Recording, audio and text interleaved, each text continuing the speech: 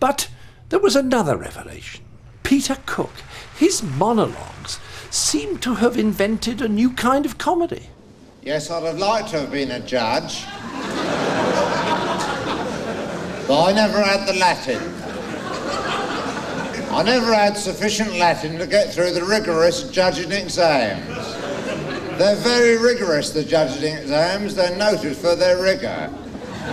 People come staggering out saying, oh my God, what a rigorous exam. Peter Cook had some loop playing in his brain, which just was unstoppably funny. I mean, there were times when I met Peter when he was quiet and a bit reflective and a bit sad, but even then he would be able to talk about anything and make it funny. So I become a miner instead, a coal miner.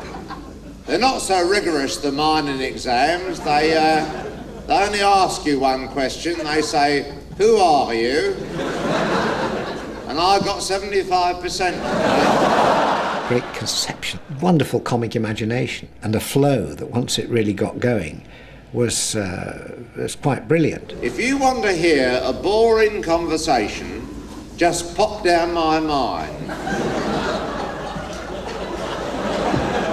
Stuff like, hello,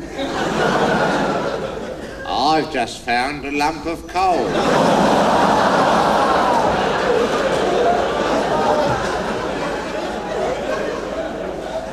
Have you really? Oh yes, no doubt about it. This black substance is coal, all right. Jolly good, the very thing we're looking for. Next, we go from the delicate language of Whitehall... Opposition's about asking awkward questions. And government is about not answering them.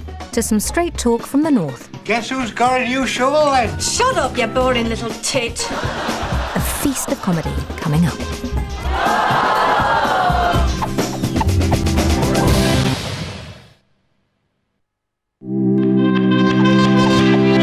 By now I was in show business, getting paid for writing for Brian Ricks and Dick Emery, with enough time on my hands to continue my comedy education by catching up on the classics. Because Chaplin had gone out of fashion, the top spot now belonged to Buster Keaton. He had performed on stage since he was a child, so he had physical skills to compare with Chaplin's. Plus, he had an extraordinary imagination for large-scale sight gags.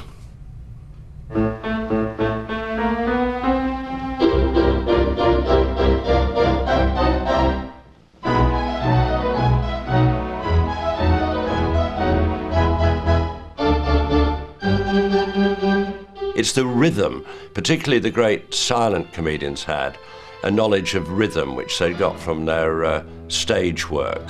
They know how to place things, how to pace them, and Keaton was an absolute master.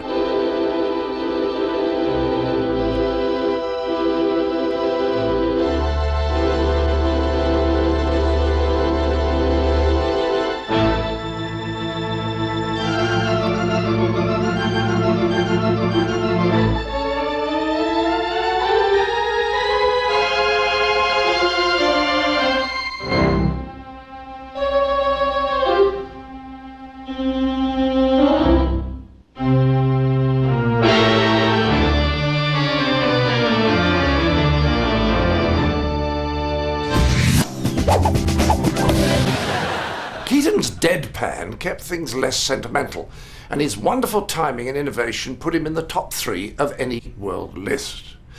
Next, I discovered rather late the man who's become my personal number 1, W.C. Fields. Originally the top comedy juggler in American vaudeville, he graduated to film via stage musicals and built up a wonderfully original body of work. Here he is, making a little joke about himself.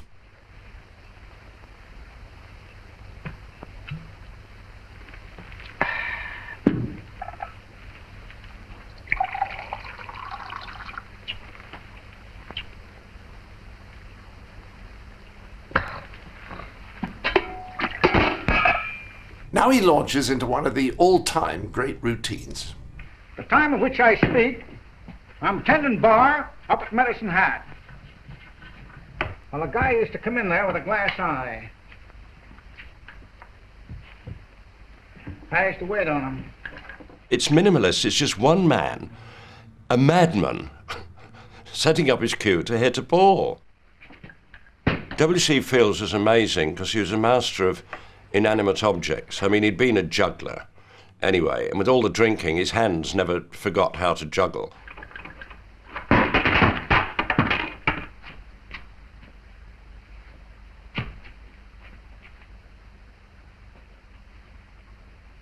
What I love is the man watching. I love observers in comedy when something's going on and there's somebody doing nothing but watching, and the man just stands there endlessly watching. Fields, adjusting his cue, putting it down, picking it up, just muttering all the time. There's no dialogue worth mentioning. He was in one day, and he forgets the glass eye.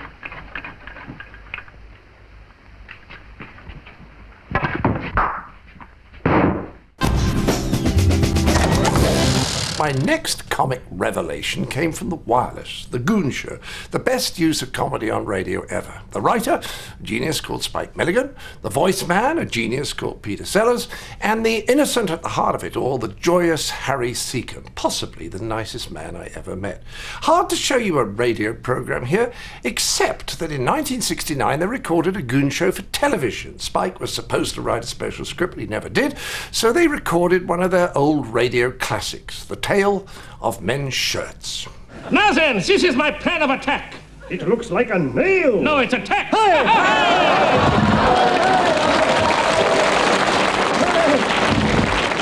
You will take 10 men, each one carrying a spray gun full of the exploding shirt-tail fluid. You will be dropped near Leicester, and sir, you will gain entrance to the great British military shirt-tail factory. The rest is up to you. We shall call the plan Operation Burnbaum.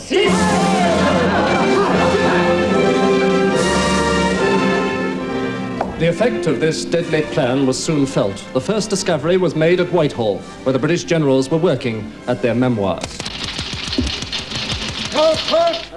Now then, gentlemen, be seated.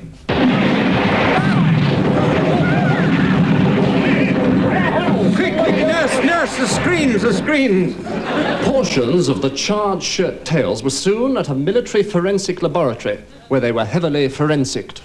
The original announcer, Wallace Greenslade, was fortunately unavailable.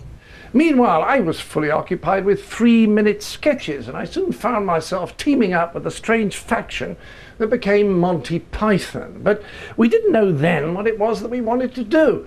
But the BBC had given us 13 programs anyway.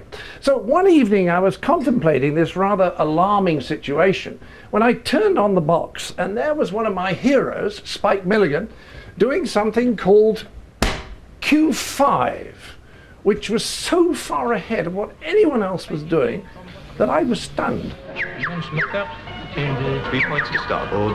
The Duke will be there. Good evening. I was watching the television this evening, and I thought, there's nothing like a good laugh.